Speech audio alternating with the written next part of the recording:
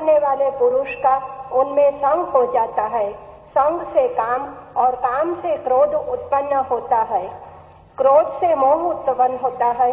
मोह से स्मृति का नाश, स्मृति नाश से बुद्धि का नाश होता है और बुद्धि का नाश होने पर स्वयं विनष्ट हो जाता है।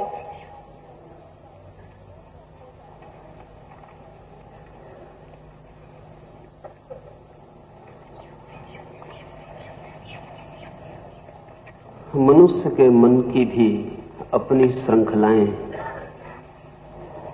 मनुष्य के मन के भी ऊर्ध्वगमन और अधोगमन के नियम, मनुष्य के मन का अपना विज्ञान है। यहां मनुष्य के मन का अधोगमन कैसे होता है, कैसे वो पतन के मार्ग पर एक एक सीढ़ी उतरता है, कृष्ण उन सीढ़ियों का पूरा ब्यौरा दे रहे हैं। सूक्ष्मतम होता है प्रारंभ, स्थूलतम हो जाता है अंत। मन के बहुत गहरे में उठती है लहर, फैलती है और पूरे मन को ही नहीं, पूरे आचरण को, पूरे व्यक्तित्व को ग्रसित कर लेती है। सूक्ष्म उठी इस लहर को इसके स्थूल तक पहुंचने की जो पूरी प्रक्रिया है, जो उसे पहचान लेता है, वो उससे बच भी सकता है, वो उसके पार भी जा सकता है। कहां से मन का पतन शुरू होता, कहां से मन संसार उन्मुख होता, कहां से मन स्वयं को खोना शुरू करता, तो कृष्ण ने कहा है विषय के चिंतन से, वासना के विचार से। जो पहला वर्तुल जहां से पकड़ा जा सकता है वह है विचार का वर्तुल, सूक्ष्मतम, जहां से हम पकड़ सकते हैं। विषय की इच्छा, विषय का विचार, भोग की कामना उठती है मन में, विषय का संग करने की आकांक्षा जगती है मन में। वो पहली लहर है जहां से सब शुरू होता है। काम की जो बीज स्थिति है वो विषय का विचार है। संग की कामना पैदा होती, भोग की कामना पैदा होती। राह पर देखते हैं भागती एक कार को, चमकती हुई आंखों में कौंध के निकल जाती। देखते हैं एक सुंदर स्त्री को, देखते हैं एक सुंदर बलिष्ठ पुरुष को, आंख में एक कौंध और व्यक्ति निकल जाता है। वो जो सुंदर स्त्री या सुंदर पुरुष या सुंदर कार या सुंदर भवन दिखाई पड़ा है, तत्क्षण भीतर खोजने की जरूरत है। जैसे ही वो दिखाई पड़ा है, क्या आपको सिर्फ दिखाई ही पड़ा है, सिर्फ आपने देखा ही, या देखने के साथ ही मन के किसी कोने में चाहने भी जन्म लिया? सिर्फ देखा ही या चाहा भी? दिखाई पड़ी है सुंदर स्त्री, देखी ही या भीतर कोई और भी कंपन उठा, चाह का भी, मांग का भी, पालेने का भी, पजेस करने का भी? अगर सिर्फ देखा तो बात आई और गई हो गई। सिर्फ बहिर इंद्रियों ने भाग लिया, आंख ने देखा, मन ने खबर की कोई जाता है, लेकिन चाहा भी तो जो देखा वही बात समाप्त नहीं हो गई। मन में वर्तुल शुरू हो गए, मन में लहरें शुरू हो गई। देखने तक बात समाप्त नहीं हुई, भीतर चाहने भी जन्म लिया, मांग भी उठी। आप कहेंगे नहीं, मांगा नहीं, चाहा नहीं, देखा, सिर्फ इतना हुआ मन में कि सुंदर है। इस बात को ठीक से समझ लेना जरूरी। इतना भी मन में उठा कि सुंदर है तो चाह ने अपने अंकुर फैलाने शुरू कर दिए, क्योंकि सुंदर का कोई और मतलब नहीं होता। सुंदर का इतना ही मतलब होता है जिसे चाहा जा सकता। सुंदर का और कोई मतलब नहीं होता। असुंदर का इतना ही मतलब होता है जिसे नहीं चाहा जा सकता।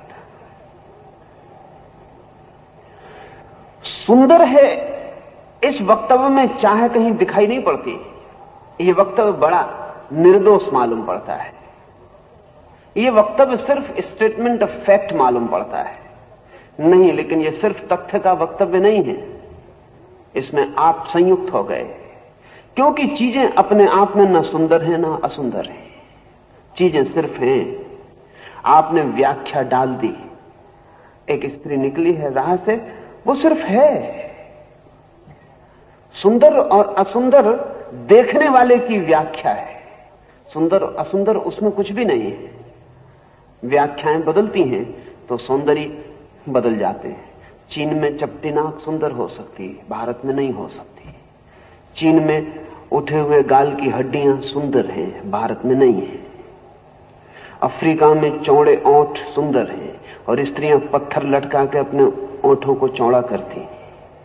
सारी दुनिया में कहीं चौड़े ओंठ सुंदर नहीं है, पतले ओंठ सुंदर है। वो हमारी व्याख्याएं, वो हमारी सांस्कृतिक व्याख्याएं हैं। एक समाज ने क्या व्याख्या पकड़ी इस पर निर्भर करता है। फिर फैशन बदल जाते हैं, सौंदर्य बदल जाता है, तथ्य वही के वही रहते हैं। अफ्रीका में जो स्त्री पागल कर सकती पुरुषों को, वही भारत में सिर्फ पागलों को आकर्षित कर सकती। क्या हो गया? स्त्री वही है, तथ्य वही है, लेकिन व्याख्या करने वाले दूसरे हैं।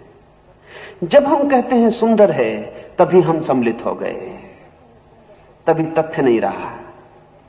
बुद्ध एक वृक्ष के नीचे विश्राम करते हैं। रात है पूर्णिमा की। गांव से कुछ मनचले युवक एक वेश्या को लेकर पूर्णिमा की रात मनाने आ गए हैं।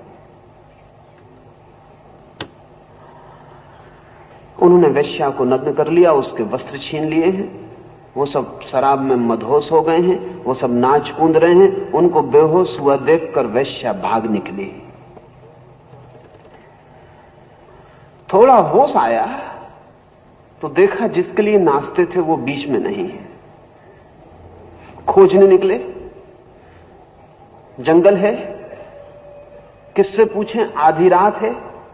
फिर उस वृक्ष के पास आए जहां बुद्ध बैठे हैं, तो उन्होंने कहा ये भिक्षु यहां बैठा है, यही तो रास्ता है एक जाने का। अभी तक कोई दो राह भी नहीं आया, वो स्त्री जरूर यहीं से गुजरी होगी। तो उन्होंने बुद्ध को कहा कि सुनो भिक्षु, यहां से कोई नग्न एक सुंदर युवती भागती हुई निकली है, देखी है? बुद्ध ने कहा कोई निकला जरूर, लेकिन युवती थी या युवक कहना मुश्किल, क्योंकि व्याख्या करने की मेरी कोई इच्छा नहीं। कोई निकला है जरूर, सुंदर था असुंदर कहना मुश्किल, क्योंकि जब अपनी चाह ना रही तो किसे सुंदर कहें किसे असुंदर कहें। सौंदर्य चुनाव है, सौंदर्य निर्णय है। असल में जैसे ही सुंदर कहा, मन के किसी कोने पर बनना शुरू हो गया भाव की मिले। सौंदर्य पसंदगी की शुरुआत है। वो वक्तव्य सिर्फ तथ्य का नहीं, वो वक्तव्य वासना का है।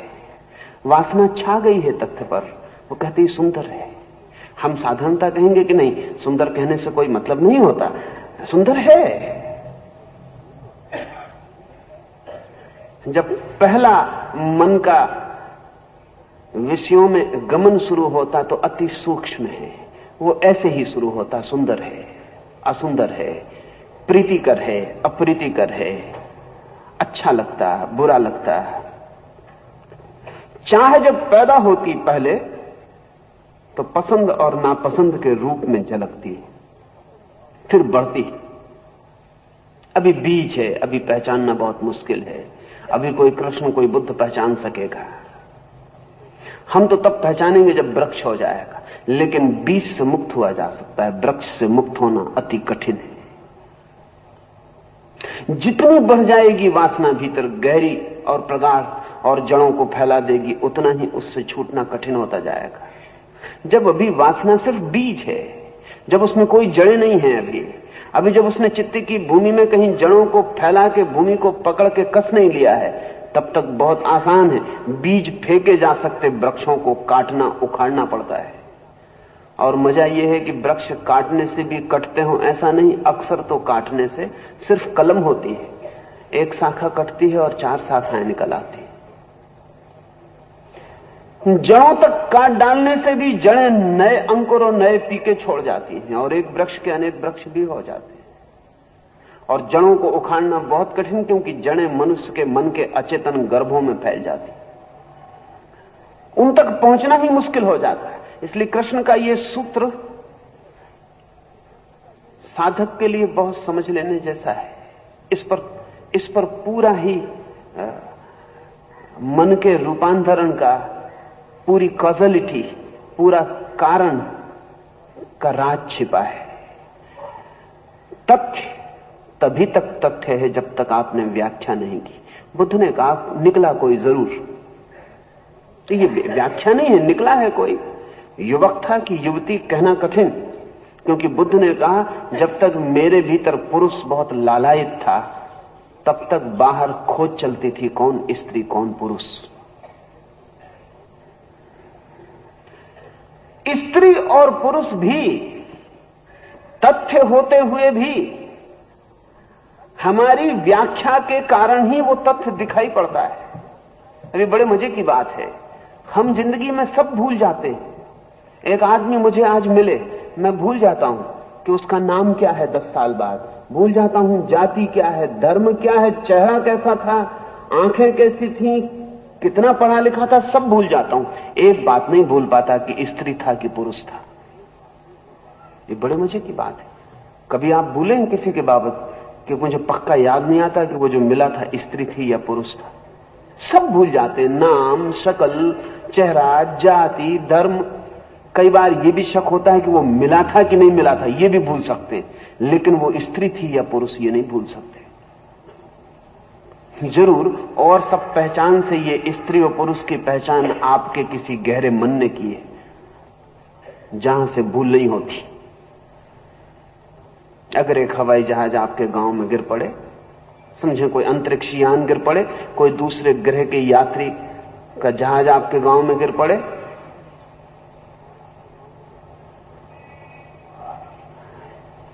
उसमें से पायलट को आप बाहर निकालें, जो पहली जिज्ञासा उठेगी वो ये कि वो स्त्री है या पुरुष। पहली जिज्ञासा कि वो स्त्री है या पुरुष। फिर दूसरी जिज्ञासाएं उठेंगी।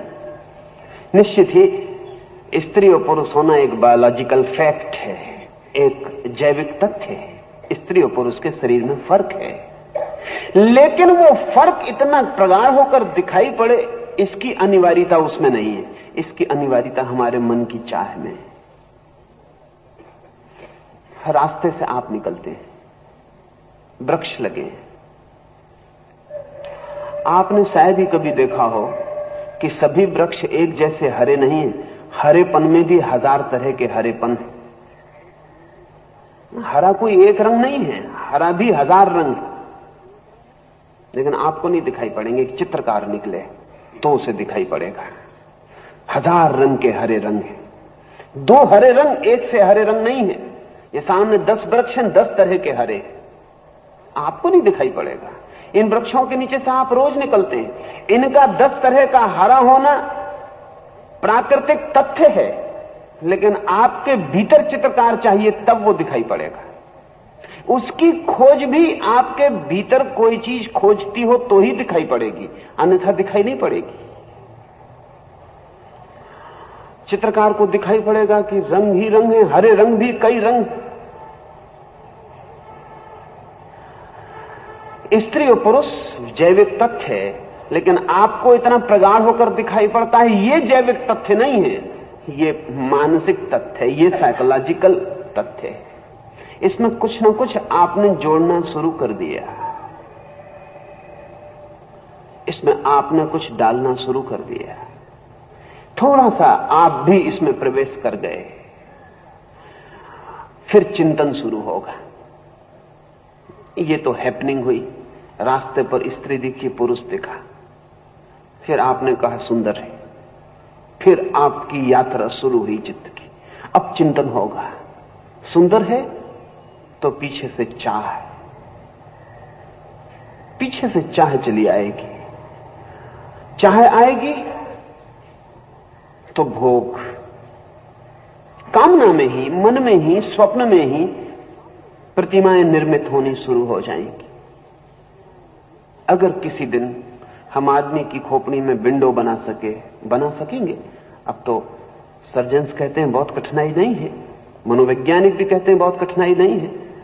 अगर हम आदमी की खोपड़ी में एक कांच की खिड़की बना सके, जो कि हम बना ही लेंगे, तब आपको मुसीबत पता चलेगी। अगर बाहर से भी आपकी खोपड़ी में झांका जा सके कि भीतर क्या क्या हो रहा है, एक स्त्री जा रही, तत्काल आपके मन के भीतर बहुत कुछ होना शुरू हो गया है। ये होना किसी को पता नहीं चलता, आपको ही पता चलता है। बहुत मौकों पर तो आपको भी पता नहीं चलता है। बहुत मौकों पर तो ये इतना अचेतन होता है कि आपको भी पता नहीं चलता है, दूसरों को तो पता चलता ही नहीं। खुद आप भी चूक जाते हैं, ये भीतर चलता रहता है और आप कहीं और चलते रहते हैं। लेकिन कैसे ये शुरू हो रहा है? तथ्य हैं जगत में, फिक्शंस वहां नहीं है, फैक्ट्स हैं, कल्पनाएं मनुष्य डालता है। सुंदर है, यात्रा शुरू हुई। सुंदर है तो चाह है, चाह है तो भोग है। अब चिंतन शुरू हुआ, अब वासना चिंतन बनेगी। चिंतन को कहे काल्पनिक संग पैदा हुआ। जब काल्पनिक संग पैदा होगा तो क्रिया भी आएगी, काम भी आएगा। और कृष्ण कहते हैं काम आएगा तो क्रोध भी आएगा। क्यों? काम आएगा तो क्रोध क्यों आ जाएगा? असल में जो कामी नहीं है वो क्रोधी नहीं हो सकता। क्रोधी काम का ही एक और ऊपर गया चरण है। क्रोध क्यों आता है? क्रोध का क्या गहरा रूप है? क्रोध आता ही तब है जब काम में बाधा पड़ती है, अन्यथा क्रोध नहीं आता। जब भी आपकी चाह में कोई बाधा डालता है, जो आप चाहते हैं उसमें बाधा डालता है, तभी क्रोध आता है। जो आप चाहते हैं अगर वो होता चला जाए तो क्रोध कभी नहीं आएगा। समझें, आप कल्प वृक्ष के नीचे बैठे तो कल्प वृक्ष के नीचे क्रोध नहीं आ सकता अगर कल्प वृक्ष नकली ना हो। कल्प वृक्ष असली है तो क्रोध नहीं आ सकता, क्योंकि क्रोध का उपाय नहीं है। आपने चाहा कि ये सुंदर स्त्री मिले, मिल गई। आपने चाहा ये मकान मिले, मिल गया। आपने चाहा ये धन मिले, मिल गया। आपने चाहा सिंहासन मिले, मिल गया। आपने चाहा नहीं कि मिला नहीं। तो क्रोध के लिए जगह कहां है? क्रोध आता है चाहा और नहीं मिले के बीच में जो गैप है, उस गैप का नाम, उस अंतराल का नाम क्रोध है। चाहा और नहीं मिला, अटक गई चाह, रुक गई चाह, हिंडर्ड डिजायर। चाह के बीच में अड़ गया पत्थर, चाह के बीच में पड़ गई बाधा, क्रोध के वर्तुल को पैदा कर जाती। नदी भाग रही सागर की तरफ, आ गए एक पत्थर बीच में तो सब खड़बड़ हो जाता है, आवाज हो जाती। पत्थर ना हो तो नदी में आवाज नहीं होती, नदी आवाज नहीं करती, पत्थर के साथ टकरा के आवाज हो जाती। अगर काम की नदी बहती रहे और कोई बाधा ना हो तो क्रोध कभी पैदा ना होगा। लेकिन काम की नदी बहती है और बाधाओं के पत्थर चारों ओर खड़े, वो खड़े ही हैं। कोई आपके काम के रोकने के लिए नहीं खड़े हैं, वो खड़े ही थे। आपके काम ने वहां से बहना शुरू किया। एक स्त्री सुंदर मुझे दिखाई पड़ी, मैंने उसे चाहना शुरू किया। 1000 पत्थर है, उस स्त्री का पति भी है, वो भी पत्थर है। उस स्त्री का पिता भी है, वो भी पत्थर है। उस स्त्री का भाई भी है, वो भी पत्थर है। कानून भी है, अदालत भी है, पुलिस भी है, वो भी पत्थर है। और ये कोई भी ना हो तो कम से कम वो स्त्री भी तो है। मैंने चाहा इसलिए वो चाहे, ये तो जरूरी नहीं है। मेरी चाह कोई उसके लिए नियम और कानून तो नहीं है। वो स्त्री तो है ही। इस जगत में हम सारे पत्थर हटा दें तो भी वो स्त्री तो है ही। और फिर अगर वो स्त्री भी राजी हो तो भी पत्थर नहीं रहेंगे, ऐसा नहीं। यहां थोड़े और गहरे उतरना पड़ेगा। अगर ऐसा भी हम कर लें जैसा कि समाजशास्त्री सोचते हैं, जैसा कि समाजवादी सोचते हैं कि सारे पत्थर अलग कर दें, जैसा कि हिप्पी और बीटनिक और प्रवोस सोचते हैं कि सारे पत्थर अलग कर दो, कानून अलग करो, पुलिस अलग करो, जहां जहां पत्थर है वो अलग कर दो, क्योंकि व्यर्थ ही उनसे क्रोध पैदा होता और मनुष्य दुखी होता है। सब पत्थर अलग कर दो। तो भी एक स्त्री को 25 पुरुष नहीं चाह लेंगे, एक पुरुष को 25 स्त्रियां नहीं चाह लेंगी। इसका क्या उपाय है? असल में कानून और व्यवस्था इसलिए बनाने पड़े कि अव्यवस्था इससे भी बदतर हो जाएगी। ये बदतर है काफी, लेकिन अव्यवस्था इससे भी बदतर हो जाएगी। ये चुनाव रिलेटिव है। ये बदतर है काफी कि हर जगह चाह के बीच में उपद्रव खड़ा है, लेकिन अगर सारे उपद्रव हटा लो तो महा उपद्रव खड़ा हो जाएगा। अभी एक ही पति है, उसका खड़ा है। पति की व्यवस्था को हटा दो तो 1000 पति नहीं खड़े हो जाएंगे। इसका क्या उपाय है रोकने का?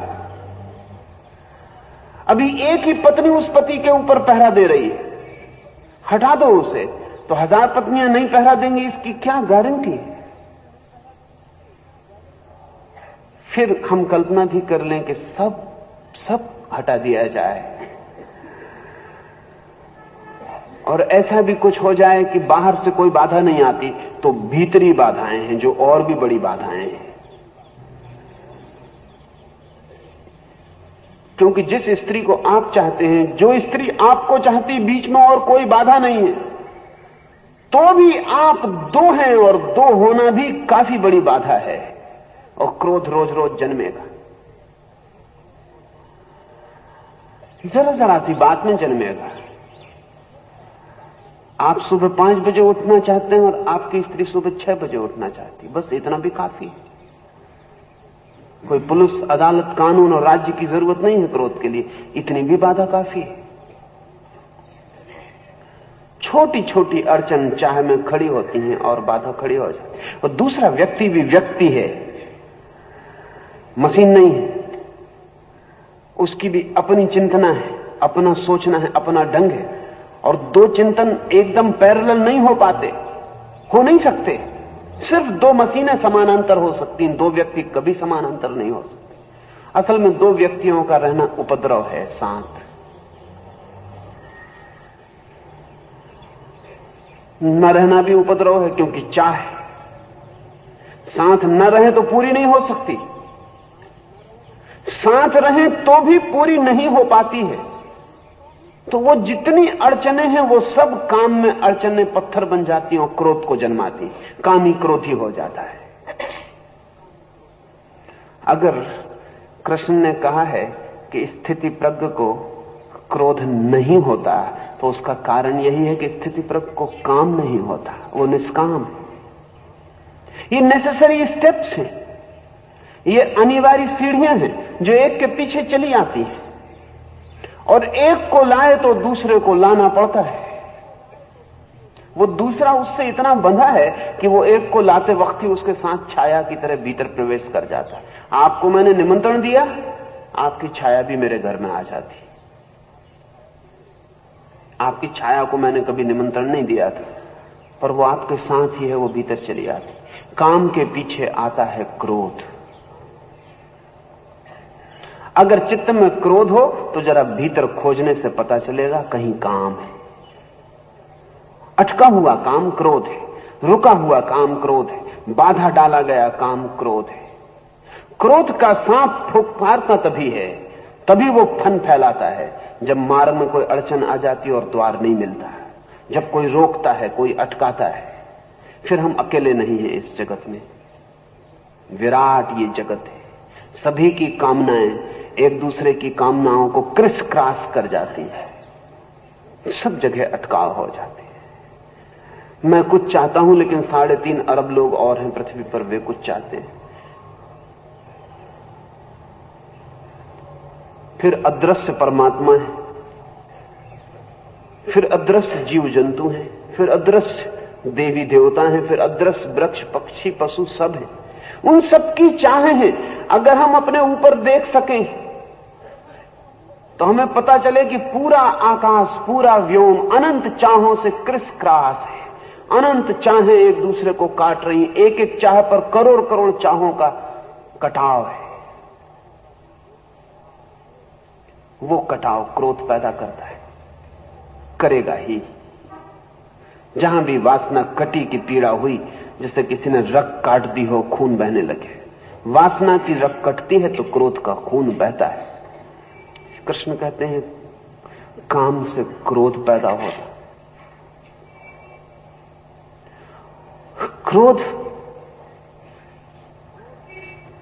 क्रोध बहुत ही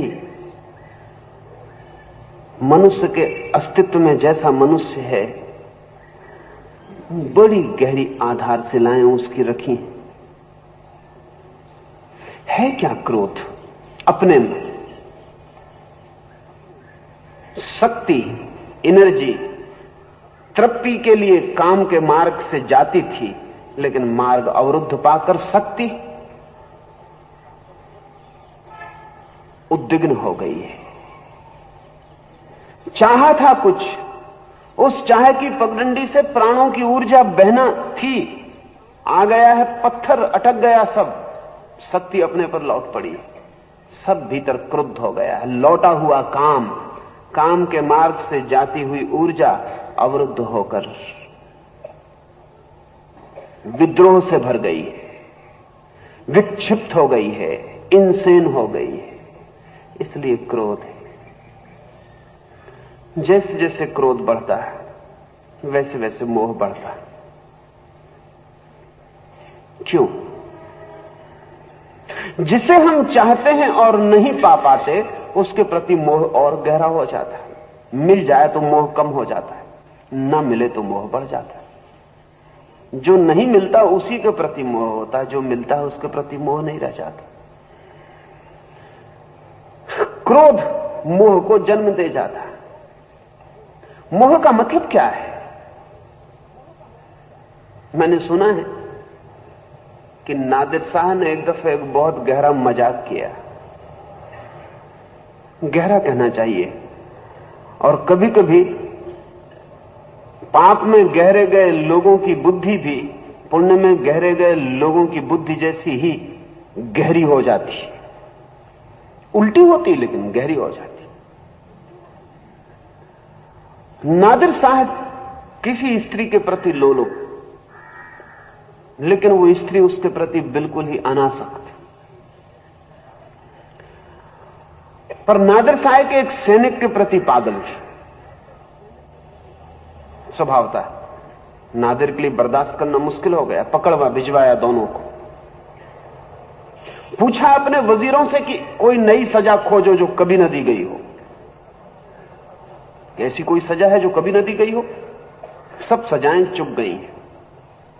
वजीर बड़ी मुश्किल में पड़े, नई नई सजाएं खोज के लाते के लिए नादिर कहता है कि ये हो चुका, कई बार दी जा चुकी, हम ही दे चुके, दूसरे दे चुके, नई चाहिए। और सच में ही एक बूढ़े वजीर ने नई सजा खोज ली। आप भी न सोच सकेंगे कि नई सजा क्या हो सकती थी। नई सजा यह थी कि दोनों को नग्न करके एक दूसरे के चेहरों को आमने सामने करके दोनों को एक खंभे से बांध दिया गया। तो कभी सोचा भी नहीं होगा किसी ने। एक दिन, 2 दिन एक दूसरे के शरीर से बास आने लगी, मलमूत्र छूटने लगा। 3 दिन एक दूसरे के चेहरे के देखने की भी इच्छा न रही। 4 दिन एक दूसरे पर भारी घृणा पैदा होने लगी। 5 दिन नींद नहीं, मलमूत्र, गंदगी, बंधे हैं दोनों एक, यही चाहते थे। 15 दिन दोनों पागल हो गए कि एक दूसरे की गर्दन काट दें। और नादिर रोज आकर देखता कि कहो प्रेमियों, इच्छा पूरी कर दी ना, मिला दिया ना दोनों को, और ऐसा मिलाया है कि छूट भी नहीं सकते, जंजीरें बंधी। 15 दिन बाद जब उन दोनों को छोड़ा तो कथा है कि उन्होंने लौट के एक दूसरे को जिंदगी में न दोबारा देखा और न बोले। जो भागे एक दूसरे से तो फिर लौट के कभी नहीं देखा। क्या हुआ? मोह पैदा होने का उपाय न रहा, अमोह पैदा हो गया। करीब करीब जिसको हम विवाह कहते हैं वो भी नादिर शाह का बहुत छोटे पैमाने पर प्रयोग है, बड़ा छोटे पैमाने। किसी बहुत होशियार आदमी ने कोई गहरी इजाद की। मैरिज मोह को नहीं जमने देती, मोह को मार डालती। असल में मोह जो नहीं मिलता उसके लिए पैदा होता है। इसलिए कृष्ण की इंसाइट, उनकी अंतर्दृष्टि गहरी है। वो कहते हैं क्रोध से मोह पैदा होता अर्जुन, क्योंकि क्रोध का मतलब यह है कि जिसे चाहा था वो नहीं मिल सका, इसलिए क्रोध आया। नहीं मिल सका इसलिए मिलने की और आकांक्षा आएगी। नहीं मिल सका इसलिए पाने का और पागलपन आएगा। नहीं मिल सका इसलिए मन और विक्षिप्त हो जाएगा और मांग करेगा। जापान में वैश्याओं का एक वर्ग है, गेसा गर्ल्स। उनकी जो ट्रेनिंग है उस ट्रेनिंग का एक हिस्सा है। सभी दुनिया में वैश्याओं की ट्रेनिंग का एक हिस्सा है। वैश्याएं पत्नियों से ज्यादा होशियार हैं। गेसा गर्ल्स को सिखाया जाता है कि कभी इतनी मत मिल जाना किसी को कि अमोह पैदा हो जाए। बस मिलना और न मिलना, इनके बीच सदा खेल को चलाते रहना। पास बुला तो मिल ही गए कि मोह नष्ट हो जाता। वैश्याएं भी जानती हैं कृष्ण के राज को, उनको भी पता है। अभी बड़े मजे की बात है, ख्याल में आती आपसे कहता, स्त्रियां थी पृथ्वी की घूंघट में दबी, अंधेरे में छिपी, पति भी नहीं देख पाता था सूरज की रोशनी में, कभी खुले में बात भी नहीं कर पाता था, अपनी पत्नी से भी बात चोरी से ही होती थी। रात के अंधेरे में वो भी खुसर पुसर, क्योंकि सारा बड़ा परिवार होता था, कोई सुन न ले।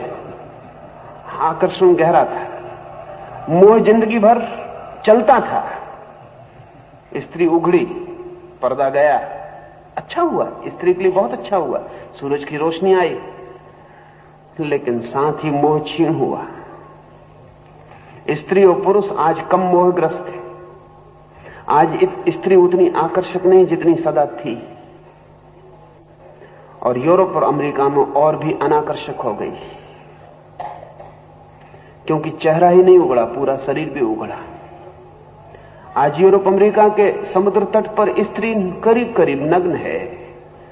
पास से चलने वाला रुक के भी तो नहीं देखता, पास से गुजरने वाला ठहर के भी तो नहीं देखता कि नग्न स्त्री रुकी। कभी आपने देखा बुरके में ढकी औरत जाती हो तो पूरी सड़क उत्सुक हो जाती। ढके का आकर्षण है, क्योंकि ढके में बाधा है। जहां बाधा है वहां मोह है, जहां बाधा नहीं है वहां मोह नहीं है। स्त्री और पुरुष का आकर्षण जितना सेक्सुअल है, जितना कामुक है, उससे ज्यादा सोशल है, कल्चरल है। जितना ज्यादा काम से पैदा हुआ है उतना काम में डाले गए सामाजिक बाधाओं से पैदा हुआ है। अब मैं मानता हूं कि आज नहीं कल 50 साल के भीतर सारी दुनिया में घूंघट वापस लौट सकता है। आज कहना बहुत मुश्किल मालूम पड़ता है, ये भविष्यवाणी करता हूं, 50 साल में घूंघट वापस लौट आएगा, क्योंकि स्त्री पुरुष इतनी अनाकर्षक हालत में जी ना सकेंगे, वो आकर्षण फिर पैदा करना चाहेंगे। आने वाले 50 वर्षों में स्त्रियों के वस्त्र फिर बड़े होंगे, फिर उनका शरीर ढकेगा। बर्ट्रैंड रसल ने लिखा है कि जब वो बच्चा था तो विक्टोरियन युग समाप्त हो रहा था, और स्त्रियों के पैर का अंगूठा भी देखना मुश्किल था, घाघरा ऐसा होता था जो जमीन छूता था। तो बर्ट्रैंड रसल ने लिखा है कि अगर किसी स्त्री के पैर का अंगूठा भी दिख जाता था तो चित्त में बिजली कौन जाती थी। और उसने लिखा है कि अब कल्पना करने को भी कुछ नहीं बचा, स्त्री पूरी दिखाई पड़ जाती है और चित्त में कोई बिजली नहीं कौन थी। नग्न स्त्री उतनी आकर्षक नहीं है, नग्न पुरुष उतना आकर्षक नहीं है, और स्त्रियां पुरुषों से ज्यादा होशियार है, इसलिए कोई स्त्री नग्न पुरुष में कभी उत्सुकता नहीं लेती। गहरे से गहरे प्रेम के क्षण में स्त्रियां आंख बंद कर लेती कि पुरुष दिखाई ही ना पड़े। स्त्रियां ज्यादा होशियार है, शायद इंस्टिंक्टिवली वे प्रकृति के ज्यादा करीब हैं और राजों से परिचित हैं। कृष्ण कहते हैं क्रोध से मोह पैदा होता है, क्योंकि क्रोध से बाधा पैदा होती, जहां भी बाधा है वहां आकर्षण खड़ा हो जाता है। अब ये बड़े मजे की बात है, जिन लोगों ने बाधाएं खड़ी की हैं वे ही आकर्षण के लिए जिम्मेवार है। ईसाइयत ने पाप को इतना आकर्षक बना दिया क्योंकि पाप के लिए इतनी बाधाएं खड़ी की। धर्मों ने सेक्स को बहुत आकर्षक बना दिया क्योंकि उसके लिए बहुत बाधाएं खड़ी की। आमतौर से लोग समझते हैं कि फिल्में हैं, नग्न चित्र हैं, नग्न अश्लील तस्वीरें हैं, ये लोगों को कामुक बना रही हैं। कृष्ण ये नहीं कह सकते कि कामुक बना रही हैं। कृष्ण कहेंगे कि ये लोगों का तो सारा मोह खराब कर देंगी, क्योंकि लोगों के लिए अनाकर्षक हो जाएगी। जो चीज परिचित हो जाती, जिसमें बाधा नहीं, वो अनाकर्षक हो जाती। अगर कृष्ण से हम पूछे मनोविज्ञान का सत्य, तो वो ये है कि अगर दुनिया में स्त्री पुरुष के आकर्षण को बढ़ाना हो तो नग्न तस्वीरें बंद करो, अश्लील तस्वीरें बंद करो, स्त्री को नग्न मत करो, ढांको, बाधाएं खड़ी करो, स्त्री पुरुष को एकदम मिल जाने की सुविधा मत बनाओ, असुविधाएं खड़ी करो अगर मोह पैदा करना है। अगर कृष्ण से हम पूछें तो कृष्ण वो जवाब नहीं देंगे जो हिंदुस्तान के सब साधु दे रहे हैं। वो कह रहे हैं कि फिल्मों में चुंबन ना हो, चुंबन हुआ तो लोग कामुक हो जाएंगे। गलत है, उन्हें बिल्कुल मनोविज्ञान का कोई भी पता नहीं, कृष्ण को ज्यादा पता है।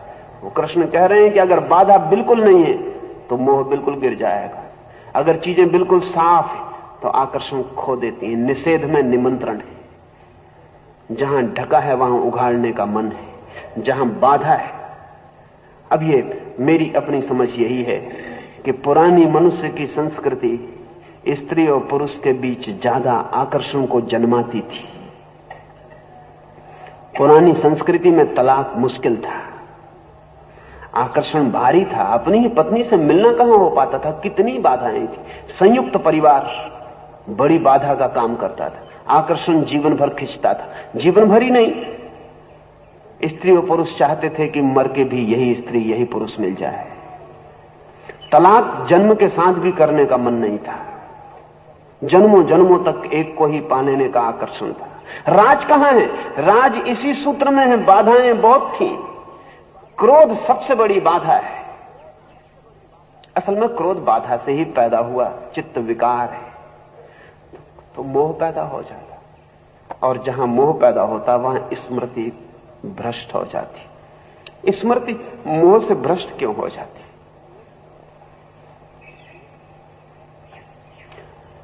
आमतौर से हम सोचते होंगे काम से भ्रष्ट होनी चाहिए स्मृति। काम से भ्रष्ट नहीं होती, क्योंकि काम प्राकृतिक तथ्य है। आमतौर से हमें सोचना चाहिए क्रोध से भ्रष्ट हो जाती स्मृति, लेकिन क्रोध से भी नहीं होती, क्योंकि क्रोध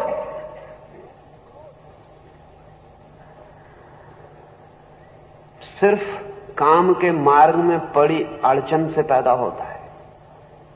क्रोध प्रोजेक्टिव नहीं है, यह समझना पड़ेगा। क्रोध का कोई सम्मोहन नहीं है, क्रोध केवल प्रतिकार है, प्रक्षेप नहीं। क्रोध किसी दूसरे का प्रतिकार है, किसी बाधा को हटाने की चेष्टा है। बाधा हट जाए क्रोध खो जाएगा।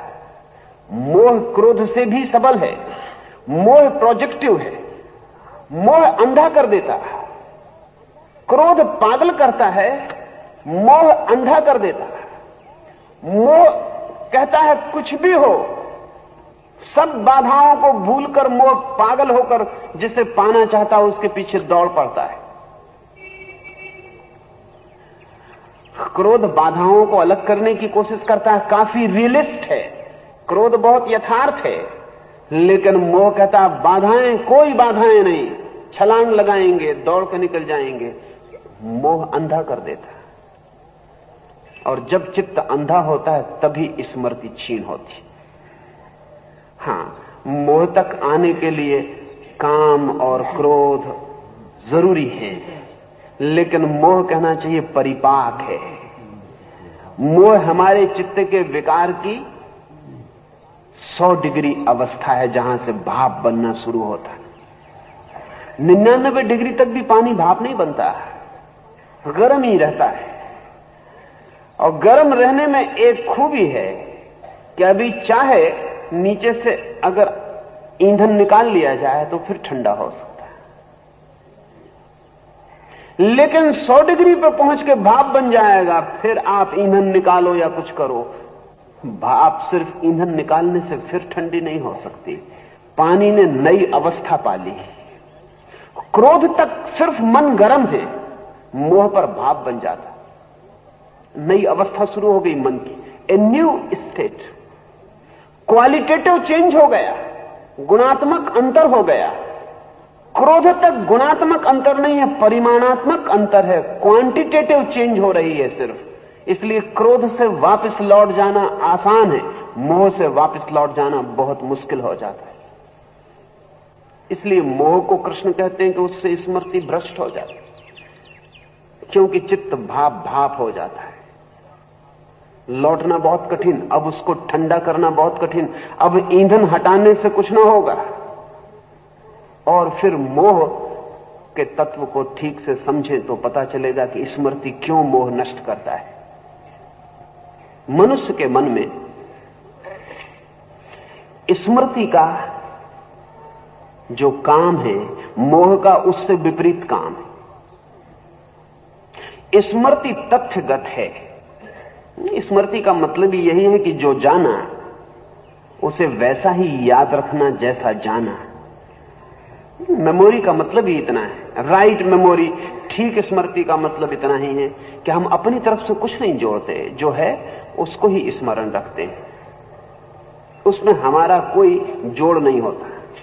मोह कहना चाहिए क्रिएटिव है, सृजनात्मक है। वो ही नहीं देखता जो है, वो प्रोजेक्ट करता है, निर्माण करता है जो चाहता है कि हो।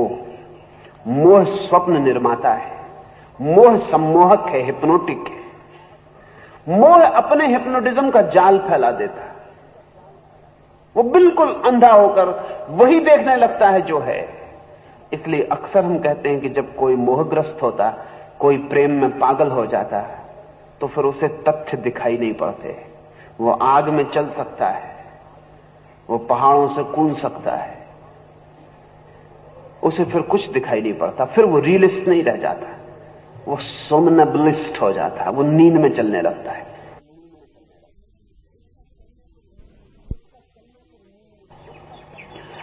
उसका चलना फिर नींद में चलना है। इसलिए प्रेमी को मनुष्य हमेशा से पागल कहता रहा है और प्रेम को सदा से अंधा कहता रहा है। ठीक होगा कि प्रेम की जगह हम मोह का उपयोग करें। ठीक शब्द मोह है, मोह अंधा है, ब्लाइंड है। प्रेम बड़ी और बात है। प्रेम को मोह के साथ एक कर लेने से भारी नुकसान हुआ है। प्रेम एक बहुत ही और बात है। प्रेम तो उसी के जीवन में घटित होता है जिसके जीवन में मोह नहीं होता, लेकिन हम प्रेम को ही मोह और मोह को प्रेम कहते रहे हैं। प्रेम तो बुद्ध और कृष्ण जैसे लोगों के जीवन में होता है, हमारे जीवन में प्रेम होता ही नहीं। जिनके जीवन में मोह है उनके जीवन में प्रेम नहीं हो सकता, क्योंकि मोह मांगता है, प्रेम देता है। बिल्कुल अलग अवस्थाएं हैं, उनके हम पीछे थोड़ी बात कर सकेंगे, लेकिन मोह को समझने के लिए उपयोगी है। प्रेम उस चित्त में फलित होता है जिसमें कोई काम नहीं रह जाता, जिसमें कोई वासना नहीं रह जाती, क्योंकि दे वही सकता है जो मांगता नहीं। वासना मांगती है, वासना कहती है मिलना चाहिए, ये मिलना चाहिए, ये मिलना चाहिए। प्रेम कहता है अब कोई मांग ना रही, हम कोई भिखारी नहीं, वासना भिखारी है, प्रेम सम्राट है। प्रेम कहता है जो हमारे पास से ले जाओ, जो हमारे पास से ले जाओ, अब हमें तो कोई जरूरत ना रही, अब हमारी कोई मांग ना रही, अब तुम्हें जो भी लेना है ले जाओ। प्रेम दान है। वासना भिक्षा वृत्ति है, मांग है। इसलिए वासना में कलह है, प्रेम में कोई कलह नहीं। ले जाओ तो ठीक, न ले जाओ तो ठीक, लेकिन मांगने वाला ये नहीं कह सकता कि दे दो तो ठीक, ना दो तो ठीक। देने वाला कह सकता है कि ले जाओ तो ठीक, न ले जाओ तो ठीक, क्योंकि देने में कोई अंतर ही नहीं पड़ता। नहीं ले जाते तो मत ले जाओ। मांग में अंतर पड़ता है कि नहीं दोगे तो प्राण छटपटाते, क्योंकि फिर अधूरा रह जाएगा, भीतर कुछ पूरा नहीं हो पाएगा। मोह पैदा होता है वासना की अंतिम कड़ी में, और प्रेम पैदा होता है निर्वासना की अंतिम कड़ी में। कहना चाहिए जिस तरह मोह से स्मृति नष्ट होती, उसी तरह से प्रेम से स्मृति पुष्ट होती, पर उसकी अलग बात करें, अभी उससे कोई लेना देना नहीं है। मोह सीढ़ियों का नीचा उतरा हुआ सोपान है, पायदान है, जहां आदमी पागल होने के करीब पहुंचता। प्रेम सीढ़ियों का ऊपरी पायदान है, जहां आदमी विमुक्त होने के करीब पहुंचता, विक्षिप्त होने के करीब और विमुक्त होने के करीब। मोह के बाद विक्षिप्तता है, प्रेम के बाद विमुक्ति है। ये जो मोह पैदा हुआ, ये स्मृति को नष्ट कर देता। क्यों? क्योंकि स्मृति अब रिकॉर्ड नहीं कर पाती कि क्या है। स्मृति का काम सिर्फ रिकॉर्डिंग का है, कि वो वही रिकॉर्ड कर ले जो है, तथ्य को अंकित कर ले। लेकिन मोह के कारण तथ्य दिखाई नहीं पड़ता। मोह के कारण हम एक जाल अपनी तरफ से प्रोजेक्ट करते हैं। प्रोजेक्टर आपने देखा होगा, फिल्म में पर्दा होता है, पर्दे पर चित्र होते हैं, लेकिन आपकी पीठ के पीछे दीवार के उस पार छिपा हुआ प्रोजेक्टर होता है, मशीन होती है जो चित्रों को पर्दों पर फेंकती है। चित्र उस मशीन में छिपे होते हैं, पर्दे पर नहीं होते। पर्दे पे चित्रों का सिर्फ भ्रम पैदा होता है। चित्र होते हैं मशीन में छिपे, प्रोजेक्टर में, फेंकने वाले में, और वहां से चित्र फेंके जाते हैं लेकिन दिखाई पड़ते हैं पर्दे पर। होते हैं प्रोजेक्टर में, दिखाई पड़ते हैं पर्दे पर। मोह प्रोजेक्टर है, होता है हमारे भीतर, दिखाई पड़ता है पर्दे पर। जब मैं किसी स्त्री के प्रेम में पड़ जाता हूं, तो जो चेहरा मुझे दिखाई पड़ता है वो उस स्त्री का नहीं होता, वो मेरे प्रोजेक्टर का होता है। वो होता है मेरे भीतर, दिखाई पड़ता है। वहां स्त्री सिर्फ पर्दा होती है, क्योंकि जिनको उस स्त्री से मोह नहीं है, उनको वहां वैसा चेहरा नहीं दिखाई पड़ता जैसा मुझे दिखाई पड़ता है। मुझे उसके पसीने में भी सुगंध आने लगती है, उसके पसीने में भी गुलाब खिलने लगते हैं। किसी को नहीं खिलते, कुछ दिन बाद मुझे भी नहीं खिलेंगे। जब मोह गिरेगा और प्रोजेक्टर बंद हो जाएगा और पर्दा दिखाई पड़ेगा, तब मैं कहूंगा अरे क्या हुआ, गुलाब के फूल कहां गए? वो गुलाब के फूल विदा हो जाएंगे। वे गुलाब के फूल वहां थे ही नहीं, वे गुलाब के फूल मैंने आरोपित किए थे, प्रोजेक्ट किए थे, वो मेरा प्रक्षेप था। धन में, धन के पागल को जो दिखाई पड़ता है वो धन में होता नहीं, प्रोजेक्टेड होता है। धन में क्या होगा? लेकिन धन के पागल को देखा है आपने? वो रुपए को किस मोह से पकड़ता है, जैसे किसी जीवंत चीज को पकड़ रहा हो। वो रुपए को किस प्रेम से संभालता है, जैसे उसका हृदय हो। वो तिजोरी को कैसे आहिस्ते से खोलता है, वो तिजोरी को कैसे देखता है, जैसे उसकी आत्मा वहां बंद है। वो रात सोता भी है तो तिजोरी का ही चिंतन में घूमता है। रात सपने भी आते हैं तो रुपयों के ही ढेर बढ़ते चले जाते हैं। वो जिस जगत में जी रहा है उसका हमें कुछ भी पता नहीं है कि उसका प्रोजेक्शन क्या हो रहा है, वो क्या प्रोजेक्ट कर रहा है। मैंने सुना है एक आदमी एक गांव में बहुत धनपति, फिर गांव में लोग मरने लगे, अकाल पड़ा, तो लोगों ने उससे कहा इतना धन है तुम्हारे पास, इतना दान है तुम्हारे पास, लोग मर रहे हैं, ऐसे क्षण पर रोको मत, बांटो। उस आदमी ने कहा जिसे तुम बांटने के लिए कह रहे हो वो अगर बढ़ जाए तो मैं मर जाऊंगा। तो लोग मर रहे हैं माना, लेकिन मैं मरना नहीं चाहता, ये तुम भी जानो। और लोग मर रहे हैं तो दूसरे पैदा हो जाएंगे, लेकिन जो धन मैंने इकट्ठा किया वो दूसरा कहां से आ सकता है। लोग बड़े चकित हुए, कभी ना सोचा था, लेकिन उन्हें पता नहीं कि लोग उस आदमी के लिए छायाओं की तरह झूठे हैं, धन आत्मा की तरह सच्चा है। लोग हैं ही नहीं उसकी जीवन परिधि में, उसके मन के घेरे में लोगों का कोई अस्तित्व नहीं है, वो प्रतिबिंब है, आते हैं जाते हैं। धन बहुत वास्तविक है। फिर उसकी पत्नी भी बीमार पड़ गई, गांव भर में लोग मर रहे हैं, बीमारियां फैल गई। उसकी पत्नी बीमार पड़ गई तो लोगों ने कहा कम से कम अपनी पत्नी को दिखाने के लिए वैद्य को बुला लो। उसने कहा पत्नी फिर भी मिल सकती है, लेकिन धन फिर भी मिलेगा, इसका आश्वासन है। जिसके मन में धन का मोह है, हम नहीं समझ पाते उसकी भाषा। जैसे अर्जुन पूछ रहा है कि स्थितिधि कैसी भाषा बोलता, ऐसे ही मोहग्रस्त कैसी भाषा बोलता, वो भी हम नहीं समझ सकते। मोहग्रस्त कैसे उठता, कैसे बैठता, हमारी पकड़ में नहीं आता। हां, अपने अपने मोह को देखेंगे तो पकड़ में आ सकता है, सबके मोह है। दूसरे का मोह हमारी समझ में नहीं आता, हमारा मोह ही हमारी समझ में आता है। उसने कहा पत्नी दूसरी मिल जाएगी। पत्नी मर गई, फिर तो वो खुद भी मरने के करीब आ गया, बीमारियां उसे भी पकड़नी। लोगों ने कहा अब तो कम से कम अपने पर कृपा करो, अब तो तुम ही मरने के करीब हो। उसने कहा धन न बचे और मैं बच जाऊं, ऐसे बचने से तो मर जाना ही बेहतर है।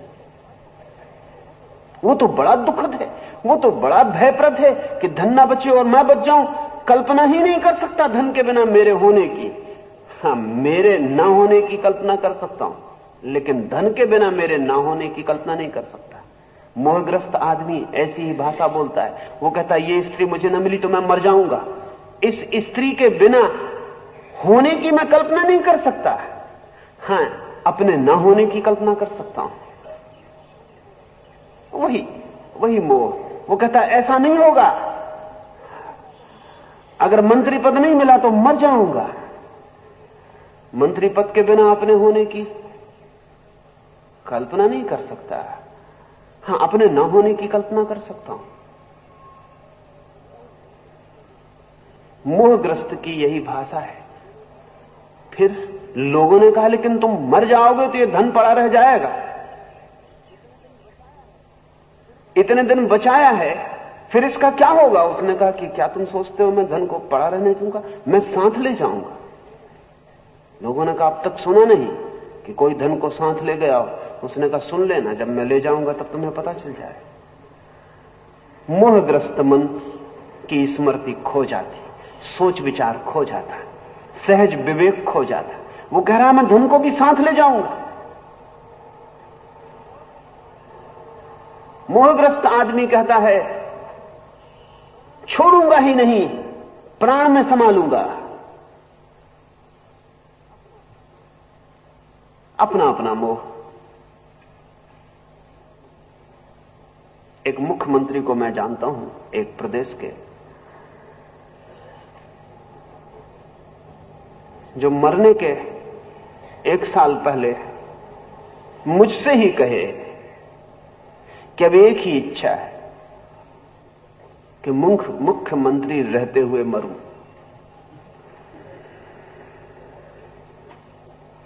मौत करीब दिखने लगी थी, बहुत बीमार थे। कहा कि बस अब एक ही इच्छा है कि मुख्यमंत्री रहते हुए मरूं। मैंने कहा मरने का उतना भय नहीं जितना मुख्यमंत्री पद के छूटने का भय। मरते हुए भी कम से कम मुख्यमंत्री पद तो साथ चला जाए। मरे तो मुख्यमंत्री थे, साथ ले गए। उस आदमी ने कहा ले जाऊंगा साथ, और सच में एक रात उसने कोशिश की। मोहग्रस्त आदमी कोई भी कोशिश कर सकता है, उसकी स्मृति खो जाती, उसका विवेक खो जाता। रात उसने देखा कि शायद सुबह नहीं होगी, तो आधी रात वो उठा। उसने अपने सारे हीरे जवाहरात जो भी कीमती था वो एक बोरिये में बंद किया, लेकर नदी के किनारे पहुंचा। उसने सोचा कि अपने बोरे को कमर से बांध के नदी में कूद जाऊं। आखिरी चेष्टा कि साथ ले जाऊं, लेकिन नदी गहरी है और अगर किनारे कूद पड़े तो लाश तो नदी रह जाएगी। वो हीरे जवाहरातों से भरा हुआ बोरा किनारे रह जाएगा, न मालूम कोई उसे उठा ले। तो उसने नाविकों को जगाया। कहता हूं नाविकों को, एक नाविक के जगाने से काम चल जाता, पर नाविकों को जगाया क्योंकि वो आदमी ठहराए बिना नहीं कर सकता था काम, उसे जाना था बीच नदी में। उसने माझियों को जगाया और कहा कि सबसे कम में कौन ले जा सकता है, सबसे कम में। अब वो आदमी मरने जा रहा है, ये सब धन लेके डूब जाने वाला है, लेकिन सबसे कम में कौन ले जा सकता है। ठहराया उसने, सबसे कम छोटी से छोटी असरफी में जो राजी था, उस मल्लाह के साथ वो नदी में गया। और आखिरी जब बीच मझधार में पहुंच गया तो उसने उस मल्लाह से कहा कि क्या एक मरते हुए आदमी की आखिरी इच्छा पूरी ना करोगे? उसने कहा क्या मतलब, कैसी आखिरी इच्छा? तो उसने कहा अगर वो तुम असरफी न मांगो तो मैं शांति से मर जाऊं। और एक मरते हुए आदमी की आखिरी इच्छा, इतनी दुष्टता करोगे कि एक मरते हुए आदमी की आखिरी इच्छा पूरी ना करो? गरीब मल्लाह उस मरते हुए आदमी की आखिरी इच्छा पूरी किया, शांति से कूद गया। ऐसे ही हम सब कूद जाते हैं अपने अपनी मोह से भरी हुई मृत्यु में। मोह स्मृति को नष्ट कर देता, विचार को छुड़ा देता। जहां स्मृति नष्ट होती, कृष्ण कहते वहां बुद्धि भी नष्ट हो जाती। स्मृति और बुद्धि में फर्क है। स्मृति बुद्धि नहीं है, स्मृति बुद्धि की एक फैकल्टी। स्मृति केवल बुद्धि का कहना चाहिए कोषागार है, स्मृति कहना चाहिए बुद्धि का संग्रहालय है, रिजर्वायर है। कहना चाहिए स्मृति बुद्धि का अतीत है। बुद्धि ने जो जो जाना है वो स्मृति में संग्रहित कर दिया है। बुद्धि का अतीत है स्मृति, बुद्धि नहीं। स्मृति का अर्थ ही दी पास्ट, बीता हुआ। लेकिन पहले अतीत भ्रष्ट होता, तब वर्तमान भ्रष्ट होता, तब भविष्य भ्रष्ट होता। पहले उसका बोध क्षीण होता जो था, फिर उसका बोध क्षीण होता जो है, फिर उसका बोध क्षीण हो जाता जो होगा। स्वाभाविक, क्योंकि अतीत सबसे ज्यादा स्पष्ट है, जो हो चुका है वो सबसे ज्यादा स्पष्ट है। जो हो रहा है अभी धूमिल है, जो नहीं हुआ अनिश्चित है। बुद्धि की पकड़ सबसे ज्यादा अतीत पर साफ होती है। जो हो चुका वो साफ होगा ही, सब रेखाएं पूरी हो गई, घटनाएं घट चुकी, जो होना था उसने पूरा रूप ले लिया, वो आकृति बन गया। जो हो रहा है अभी निराकार से आकार में आ रहा है, जो होगा वो अभी निराकार है। जो भविष्य है वो अव्यक्त है, जो वर्तमान है वो व्यक्त होने की प्रक्रिया में है, जो अतीत है वो व्यक्त हो गया है। इसलिए जब पहला हमला होगा तो स्मृति पर होगा, क्योंकि वही सबसे स्पष्ट है, सबसे पहले स्पष्ट डमाडोल हो जाएगा।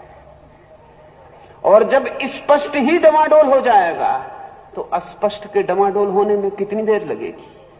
और जब अस्पष्ट ही डमाडोल हो जाएगा तो जो अभी निराकार है उस पर तो सारी ही समझ छूट जाएगी। पहले अतीत नष्ट हो जाएगा, फिर वर्तमान, फिर भविष्य। पहले इतिहास विकृत हो जाएगा, फिर जीवन और फिर संभावना। कृष्ण एक एक कदम ठीक वैज्ञानिक कदम की बात कर रहे हैं। स्मृति नष्ट हो जाती अर्जुन, फिर बुद्धि का नाश हो जाता है। बुद्धि क्या है? और कृष्ण जिस अर्थों में बुद्धि का उपयोग करते हैं वो क्या है? कृष्ण इंटेलेक्ट के अर्थों में बुद्धि का उपयोग नहीं करते, इंटेलिजेंस के अर्थों में बुद्धि का उपयोग करते हैं। इसमें आपको भाषा कोश में तो दोनों शब्दों का एक ही मतलब है। आप कहेंगे बुद्धि, इंटेलेक्ट और इंटेलिजेंस में क्या फर्क है? बुद्धि का वो रूप जो एक्चुअलाइज हो गया है, इंटेलेक्ट। बुद्धि का वो रूप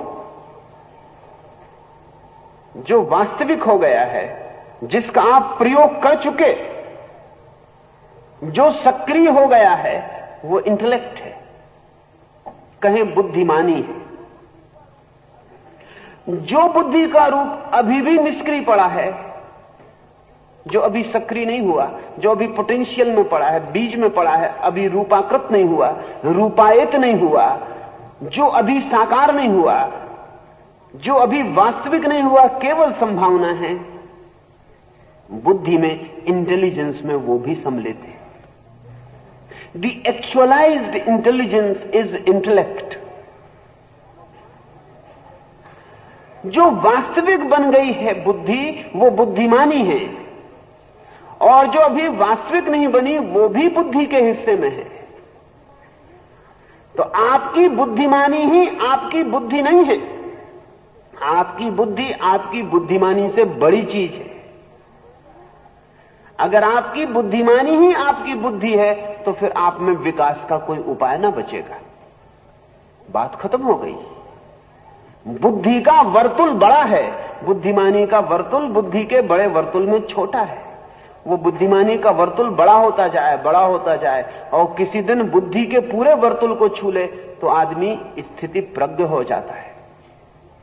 कृष्ण कहते हैं बुद्धि विकृत हो जाती, बुद्धिमानी तो विकृत हो जाती स्मृति के साथ ही, क्योंकि बुद्धिमानी यानी स्मृति, नॉलेज यानी मेमोरी, नोइंग यानी बुद्धि, जानने की क्षमता यानी बुद्धि, जानने की क्षमता जितनी सक्रिय हो गई यानी बुद्धिमानी। जो जान लिया वो बुद्धिमानी, और जो जानने की शक्ति है भीतर वो बुद्धि। बुद्धि सदा जानने की शक्ति से बड़ी, जानने की वास्तविकता से बड़ी क्षमता है। स्मृति पहले विकृत हो जाती, स्मृति अर्थात इंटेलेक्ट विकृत हो गई, और फिर कृष्ण कहते हैं वो जो अव्यक्त में पड़ी बुद्धि है उस तक भी डमाडोल भंवर पहुंचने लगते हैं।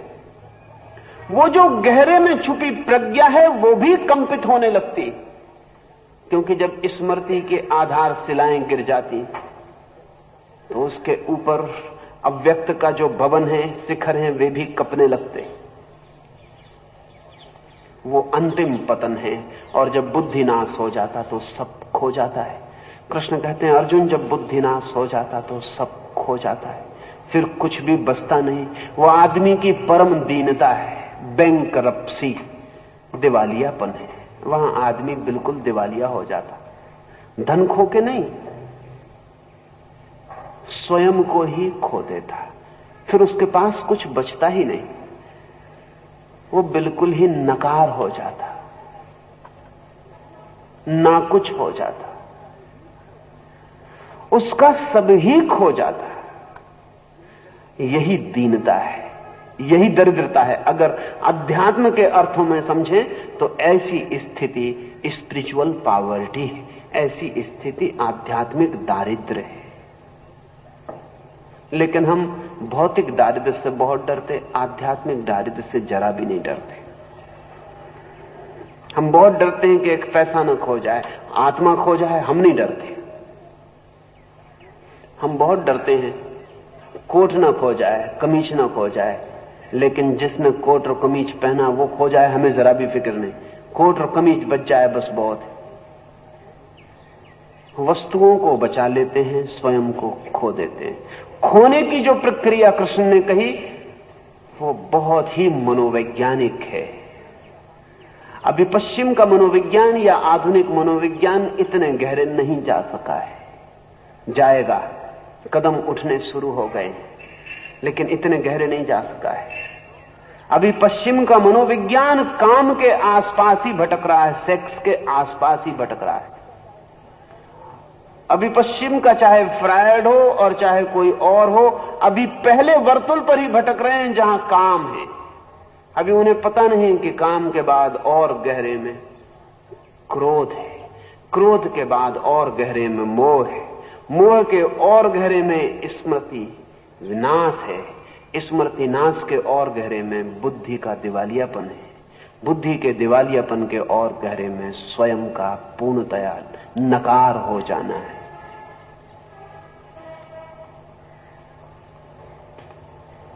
राग द्वेष वियुक्तस्तु विषयानिन्द्रियैश्चरन् आत्मवश्यैर्विधेयात्मा प्रसादमधिगच्छति।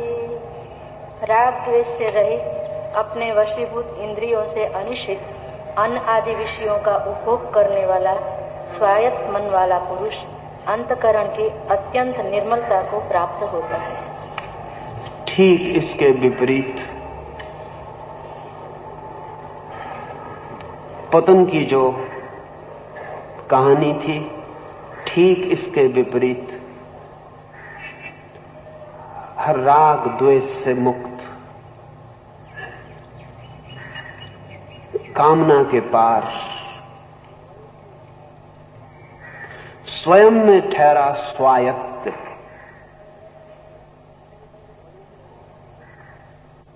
स्वयं को खो चुका और स्वयं में ठहरा। अभी जो कहानी हमने समझी, अभी जो कथा हमने समझी, अभी जो यात्रा हमने देखी, वो स्वयं को खोने की, और स्वयं को कैसे खोता है सीढ़ी सीढ़ी आदमी, वो हमने देखा। स्वयं से कैसे रिक्त और शून्य हो जाता है, स्वयं से कैसे बाहर और दूर हो जाता है, कैसे स्वयं को खोकर पर में ही आयत्त हो जाता है, पर में ही ठहर जाता है, जिसको मैंने कहा आध्यात्मिक दिवालियापन, स्पिरिचुअल बैंक्रप्सी। उसका मतलब है पर में आयत्त हुआ पुरुष। ये जो पूरी की पूरी यात्रा थी, पर में आयत्त होने से शुरू हुई थी। देखा था राह पर किसी स्त्री को, देखा था किसी भवन को, देखा था किसी पुरुष को, देखा था चमकता हुआ सोना, देखा था सूरज में झलकता हुआ हीरा, पर दी अदर, कहीं पर ने आकर्षित चित्त पर की खोज पर निकला था, चिंतन किया था, चाह की थी, बाधाएं पाई थी, क्रोधित हुआ था, मोहग्रस्त बना था, स्मृति को खोया था, बुद्धि के नाश को उपलब्ध हुआ था, पर आयत दूसरे में, दी अदर ओरिएंटेड। मनोविज्ञान जो शब्द उपयोग करेगा वो है दी अदर ओरिएंटेड। तो बड़ी मजे की बात है कि कृष्ण ने स्वायत्त, सेल्फ ओरिएंटेड शब्द का उपयोग किया है। पर आयत्त, दूसरे की तरफ बहता हुआ पुरुष, दूसरे को केंद्र मानकर जीता हुआ पुरुष। ये पुरुष शब्द को थोड़ा समझे तो ये पर आयत्त और स्वायत्त होने को समझा जा सकता है। शायद कभी ख्याल ना किया हो कि ये पुरुष शब्द क्या है। सांख्य का शब्द है पुरुष। गांव को हम कहते हैं पुर, नागपुर, कानपुर, गांव को हम कहते हैं पुर। सांख्य कहता है पुर के भीतर जो छिपा है वो पुरुष, पुर में रहने वाला शरीर है पुर। कहेंगे इतना छोटा सा शरीर पुर, बहुत बड़ा है, छोटा नहीं है, बहुत बड़ा है। कानपुर की कितनी आबादी,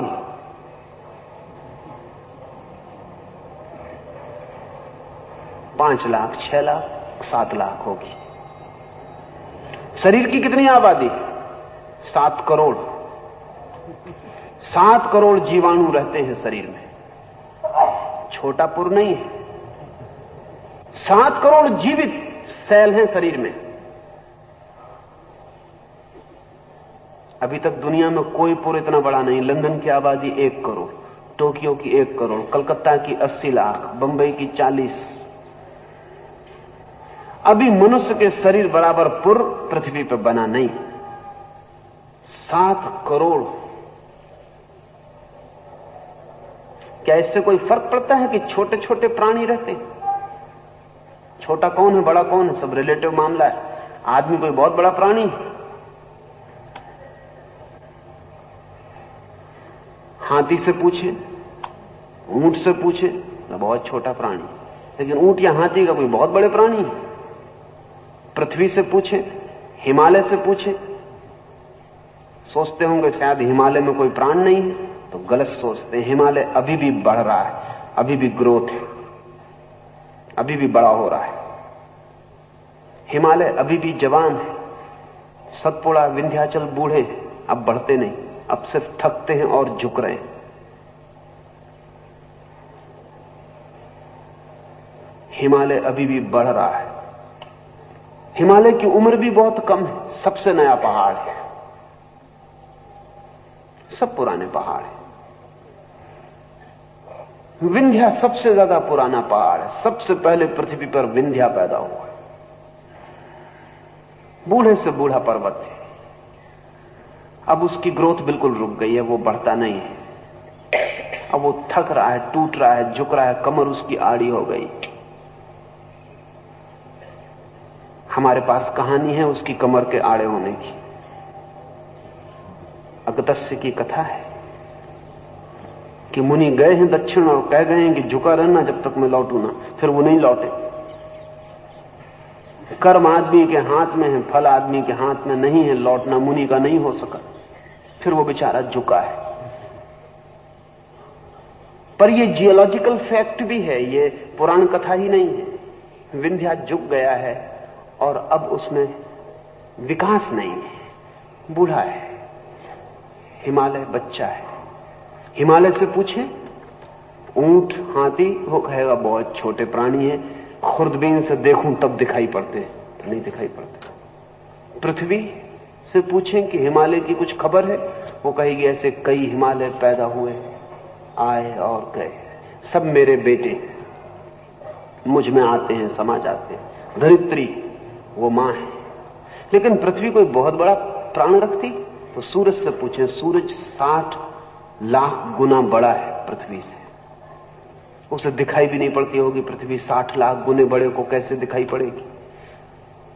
सूरज कोई बहुत बड़ा है तो मत इस ख्याल में पड़ना, बहुत मीडिया का स्टार है, बहुत मध्यम वर्गीय है, उससे बहुत बड़े सूर्य है, उससे करोड़ और अरब गुने बड़े सूर्य है। ये जो रात को तारे दिखाई पड़ते हैं ये सब सूर्य है। छोटे छोटे दिखाई पड़ते हैं क्योंकि बहुत दूर है। ये छोटे होने की वजह से छोटे नहीं दिखाई पड़ते, बहुत दूर हैं इसलिए छोटे दिखाई पड़ते हैं। बहुत बड़े बड़े महासूर्य हैं, जिनसे पूछें कि हमारा भी एक सूर्य है तो वो कहेंगे है, पर बहुत गरीब है, छोटा है, किसी गिनती में नहीं आता, वीपीआई नहीं है, वीआईपी नहीं है।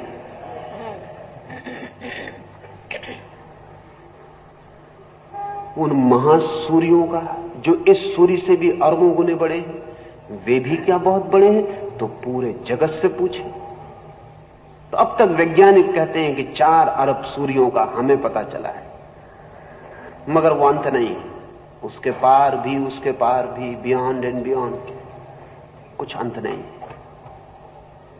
यहां कौन छोटा कौन बड़ा, सब छोटा बड़ा रिलेटिव है।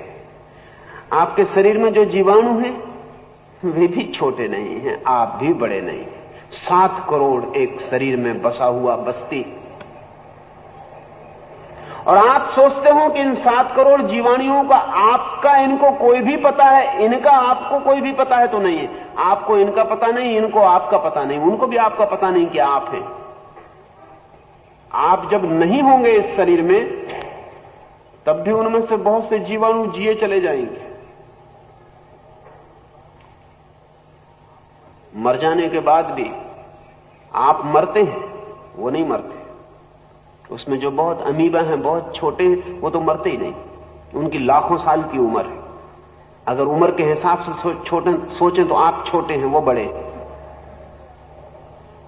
कब्रिस्तान में दबे हुए आदमी के भी नाखून और बाल बढ़ते रहते हैं, क्योंकि बाल और नाखून बनाने वाले जो जीवाणु हैं वो आपके साथ नहीं मरते, वो अपना काम जारी रखते हैं। उनको पता ही नहीं पड़ता कि आप मर गए, वो नाखून और बाल को बढ़ाए चले जाते हैं। और जब आप मरते हैं तो 7 करोड़ कीटाणुओं की जगह कमी नहीं होती और बढ़ती हो जाती है। आपके मरने से जगह खाली हो जाती है और हजारों कीटाणु प्रवेश कर जाते हैं। जिसको आप सड़ना कहते हैं, डिटीरियोरेशन, वो आपके लिए होगा, नए कीटाणुओं के लिए तो जीवन है। ये इसमें जो बीच में बसा है इस नगर के, वो पुरुष, ये पुरुष 2 तरह से हो सकता है। पर आयत्त हो सकता है, स्वायत्त हो सकता है। जब ये वासनाग्रस्त होता है तो ये दूसरे को केंद्र बना के घूमने लगता है, सैटेलाइट हो जाता है। जैसे चांद है, चांद सैटेलाइट है, वो जमीन को केंद्र बना के घूमता है। जमीन भी सैटेलाइट है, वो सूरज को केंद्र बना के घूमती है। सूर्य भी सैटेलाइट है, वो किसी महासूर्य को केंद्र बना के घूमता है। सब अदर ओरिएंटेड है, लेकिन उन्हें माफ किया जा सकता है क्योंकि उनकी चेतना इतनी नहीं कि वो जान सके क्या अदर और क्या सेल्फ, क्या स्वयं और क्या पर। आदमी को माफ नहीं किया जा सकता, वो जानता है। पति पत्नी का सैटेलाइट है, पत्नी के आसपास घूम रहा है। कभी छोटा वर्तुल बनाता है, कभी बड़ा वर्तुल बनाता है, लेकिन पत्नी के आसपास घूम रहा। पत्नी पति की सैटेलाइट है, वो उसके आसपास घूम रही। कोई धन के आसपास घूम रहा है, कोई काम के आसपास घूम रहा है, कोई पद के आसपास घूम रहा है। सैटेलाइट, परायत्त, दूसरा केंद्र है। हम तो सिर्फ परिधि पर घूम रहे हैं, यही दिवालियापन। लेकिन हम अपने केंद्र स्वयं हैं, किसी के आसपास नहीं घूम रहे। तो आदमी स्वायत्त है। यही सम्राट होना है, यही स्पिरिचुअल रिचनेस जिसको जीसस ने किंगडम ऑफ गॉड, परमात्मा का साम्राज्य कहा, उसको कृष्ण कह रहे हैं स्वायत्त हुआ पुरुष